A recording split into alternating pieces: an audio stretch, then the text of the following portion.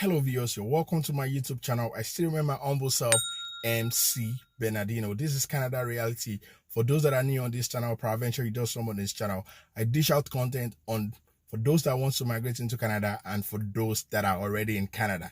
So if you are here peradventure, you are in the right place, because today I'll be giving you latest information regarding Canada immigration. So stay tuned, hang on tight, grab a cup of water, call your friends. I'll be back.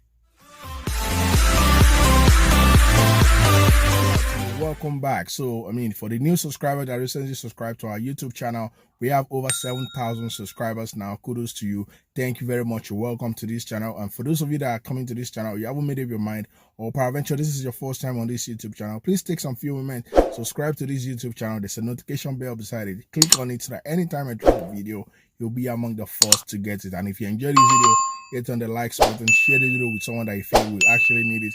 If you have any question, any concern, anything you're not clear about, feel free to drop it in the comment section. I will oblige your question by answering it. Okay, so first on the news that I have for you today is on the freeze by the United States President Donald Trump on immigration for the whole of 2020. So for those that want to migrate into the United States on H-1B visa or H-2B visa or J visa or L visa, you're applying for your green card in the States.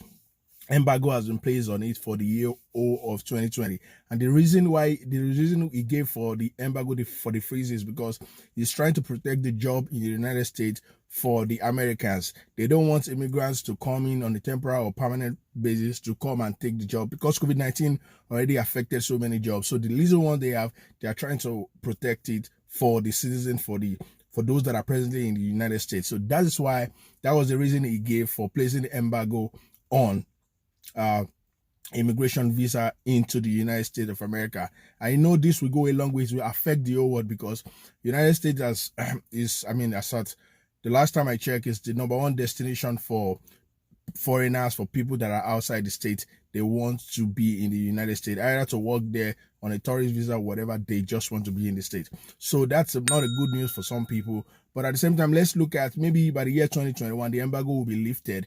But for the whole of 2020, with effect from June 24th, an embargo, a freeze has been placed on immigration into the state by Donald Trump. Next on my news that I have for you today is on border closure and the reopening of the border in Canada. According to the Prime Minister, the information we got based on the daily update he gave to Canadians is that Canada would not be opening the border anytime soon. They would what he's trying to say is that they will look at what's obtainable in the international community to see what's obtainable before they can open the border. They will not be pressurized into opening the border, because what's the point opening the border, and at the end of the day, the second wave that is much agitated eventually came in, and we have to close the border again. So, and don't forget that for those of you that have been following Canada news, the border was closed officially on March 18th, which is roughly 3-4 months back. And as at when it was closed, it was billed to be open on June 30th this month. In a few days time. But the Prime Minister has made us understood that the border would not be open anytime soon, because maybe before that time, before June 30th, maybe the border will be maybe the ban on the closure of the border will be extended. Nobody knows, but he's just trying to make Canadians understand that it will not be pressurized into opening the border, especially because, as we all know, that COVID-19 is still lurking around us, and the second wave is being speculated by experts. So that is the latest news regarding that. And to that effect, international students that are planning on coming into Canada to come and study for their September admission might not, if the border is not open, they might have to resume with their school online as suggested by IRCC. And for those that are coming into Canada for tourists or for work visa, you might not be able to come in if the border is not open and the closure is extended. I hope you actually understood the information that I brought for you today. If you have any question, any concern regarding this, or anything you want to ask me about, feel free to drop it in the comment section below. I will do justice to your question by answering. And also, don't forget that I told you, and it's also in my disclaimer, that I'm not an immigration consultant. I'm not a certified immigration consultant. I'm just a YouTuber that has information and decide to share it with you. So there might be a restriction, or there's a limitation to some of the questions I might be able to provide. So you can actually go online If you need more information, you can research that, or you can seek a consult a licensed immigration officer if you actually need one. All right, so let me tell you the latest information we got from immigration minister in Canada. So he addressed the press and gave an update on the immigration in Canada.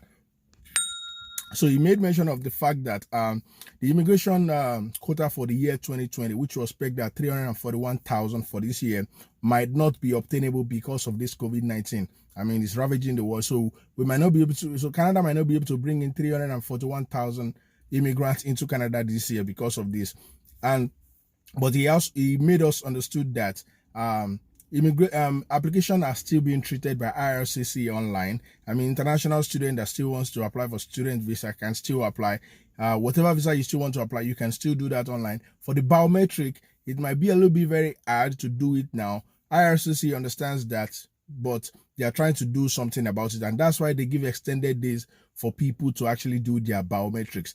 And he also made mention of for the caregivers, those that are caregivers in Canada and they have 2 years and the 2 years has lapsed and this COVID-19 is hindering them, he said IRCC knows about it and things will be done about it. So I want you to actually listen to what he has to say. Later, when I have to answer your questions. For a moment, how refugees and asylum seekers have distinguished themselves throughout the pandemic. Despite overcoming significant adversity just to get here, we've seen how they are stepping up to support the communities that sponsored them. In Quebec, asylum seekers are contributing in exceptional ways by helping frontline health workers, especially in our long-term retirement homes where the virus has ravaged the seniors and the sick. These uncommon acts of sacrifice and heroism should embolden us to fight against the stigma that refugees and asylum seekers are merely a burden. They are not. They're here to contribute. And so we're putting forward in our supplementary estimates proposed $102.5 million, reprofiled from the previous fiscal year, for the interim housing assistance program. This will provide crucial assistance to provinces and municipalities as they facilitate integration. Plus précisément, ce financement... Specifically, this funding will be used to reach funding agreements with the cities of Toronto and the province of Quebec, where costs related to asylum applications can be taken care of. Able to discuss during my appearance how international students will drive our economic recovery, as well as our 2020 levels plan, which is the blueprint for us to continue growing the country through immigration. In closing, Madam Chair, I want to emphasize that we've learned a lot over the last several months. We're adapting, accelerating, and evolving our immigration system in a way that it should inspire confidence among Canadians.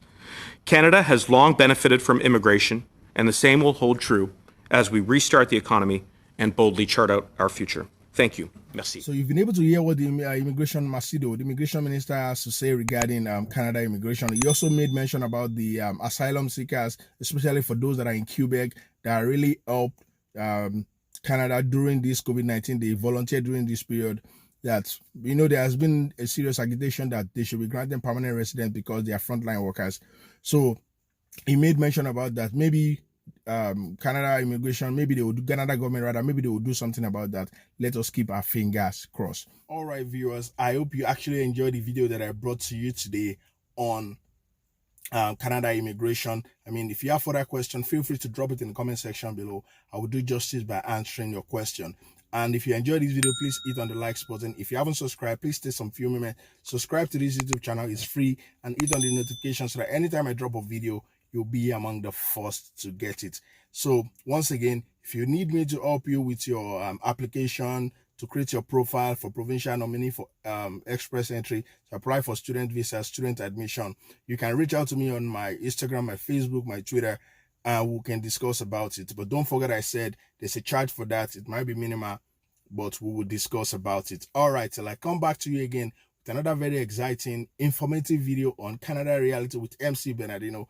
Please stay out of trouble, stay safe, and COVID-19 history. Don't forget to please subscribe to this YouTube channel. Thank you.